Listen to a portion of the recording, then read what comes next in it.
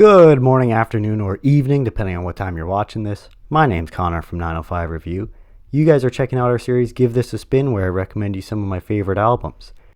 Today we have the legendary Prince, his band The Revolution, and the unforgettable Purple Rain.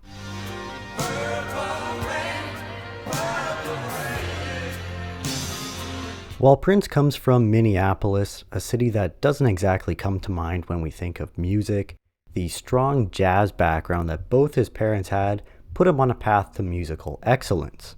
And with such an early and productive start to his career, he actually signed with Warner Brothers right out of high school, who gave him full creative control on top of that.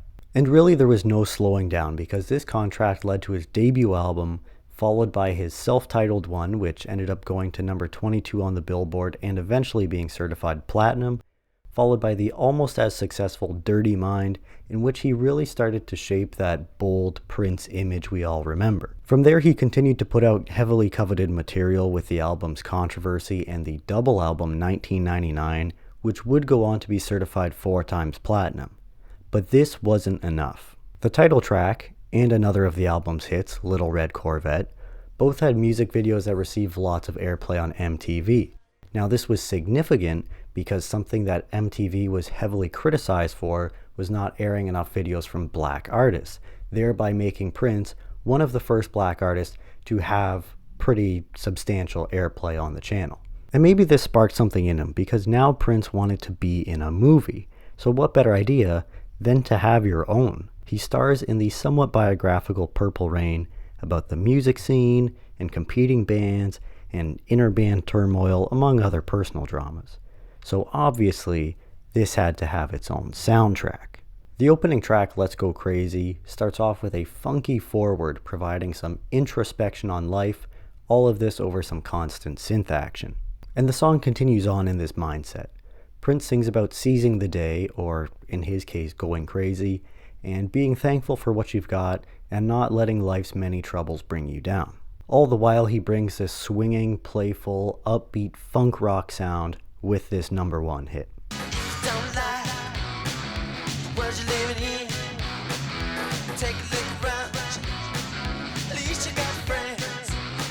Speaking of, at this time Prince was absolutely in his bag.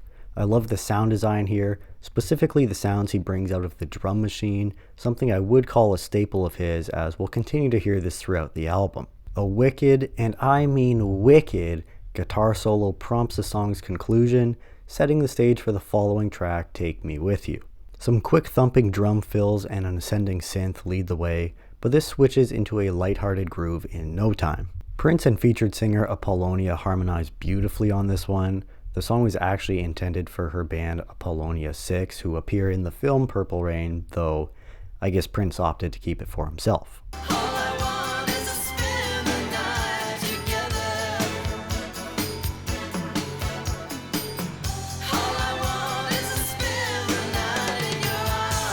Lyrically, it's a pretty straightforward, albeit heartfelt song. I don't care where we go, I don't care what we do, I don't care pretty baby, just take me with you. This brings us to the third track, The Beautiful Ones. It has a different vibe to it, being slower and spaced out. There's the aforementioned drum machine sound that I enjoy, alongside this big booming bass drum. These lead the way with some ambient synth work. This mood change is because we're going from one fun love song to one that's grilling an ex-lover, but even with that being said, it's not like there's animosity here, I guess because there are still some positive feelings within this ultimatum.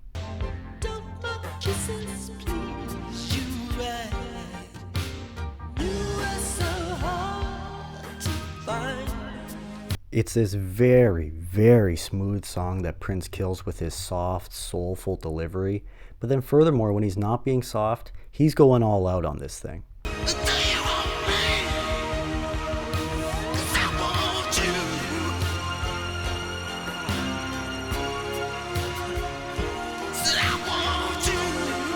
And let's keep this hot streak going with the fourth one, Computer Blue. Led again by those fascinating drums, we get into some fun rocking. And here Prince is likening himself to a computer, as in this moment, he feels he's incapable of loving.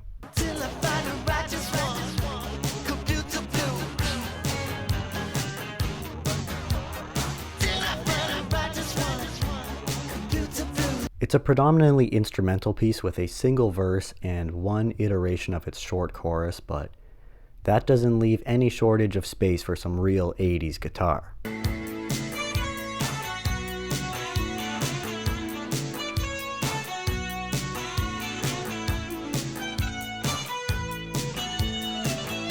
This 4-minute jam was actually 7 minutes before it had to be cropped down when the earlier track Take Me With You was added pretty late in the album creation process. And even on top of that, this song was originally 14 minutes when it was first being conceived. But even still, it segues perfectly into the next one, Darling Nikki. This slower, sensual one sees Prince having a one-night stand, and it's some out-of-this-world explicit stuff. Woke up the next morning, Nikki wasn't there. I looked all over, all I found was a phone number on the stairs. I don't know if you could call it smut. A lot of it is vague or implied, but at one point he does say that she's herself. Is that even better than just saying the word? Who knows at this point? But in a legendary instance, this song inspired the foundation of the PMRC, that group responsible for those parental advisory stickers you see on albums. It's an iconic song for sure, but I'm not gonna lie, that main synth melody kind of bores me.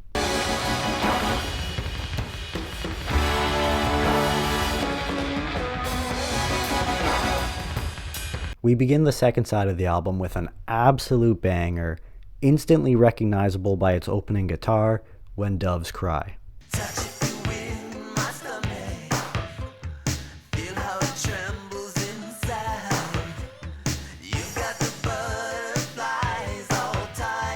Tying into the film, the song connects both the troubled relationships of romance and home life. And I find it so beautiful and poetic to say this is what it sounds like when doves cry, doves being symbolic of peace and harmony, as if Prince is realizing himself, his partner, his family, they're good people, they're pleasant to be around, but even still, there's bound to be conflict here and there.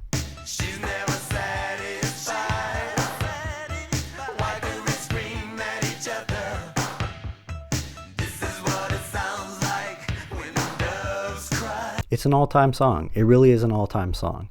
It's rocking, it's fun, and it's hard to do any better than this. Afterwards, we have I Would Die For You, a thong. Afterwards, we have I Would Die For You, a song I would think of as being fairly chill, if not for the frantic background drums.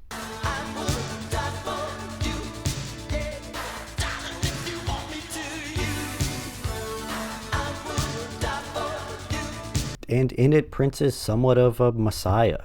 He's this non-human entity that isn't your friend, isn't your lover, but he'll be good to you so long as you believe. And it's certainly interesting to find out how connected to his faith he was, considering how provocative he was, especially in a sexual sense, for practically his entire career. I will say I've never particularly been a fan of this song, however. And it transitions right into the 8th track, Baby I'm a Star. He certainly brings the energy in this hard-driving song, as Prince is certainly feeling himself and advertising himself.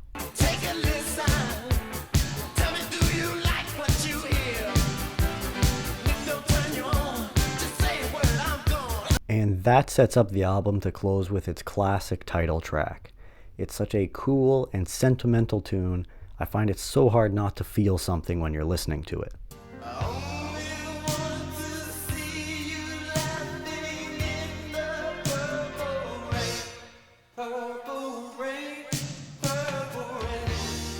There's been many interpretations of the song, but Prince later clarified that it's about the end of the world, with blood in the sky, that red and blue mixing together into a purple rain, and just being there at the end with those you love and having your faith to guide you through it. The emotion throughout this song is top-notch. Again, starting off soft and sentimental, gradually getting louder and more intense throughout between Prince's guitar work and the soloing, his own vocals, the beautiful background vocals, as well as later on the wordless melody.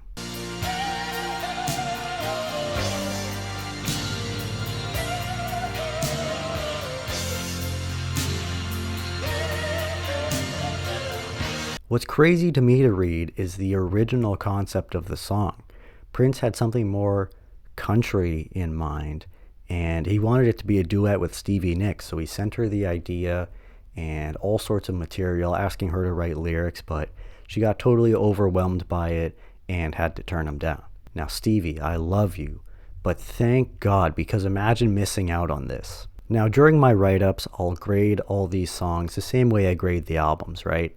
And I was feeling this one so much at the time that I wrote down I was going to go out of the norm and give this song an A++ because it's really that good. Also of note was that Prince played the halftime show at the 2007 Super Bowl, and how awesome was it when halfway through Purple Rain, it started pouring in the stadium for such a beautiful visual to match such a beautiful performance that's rightly gone down as one of the best.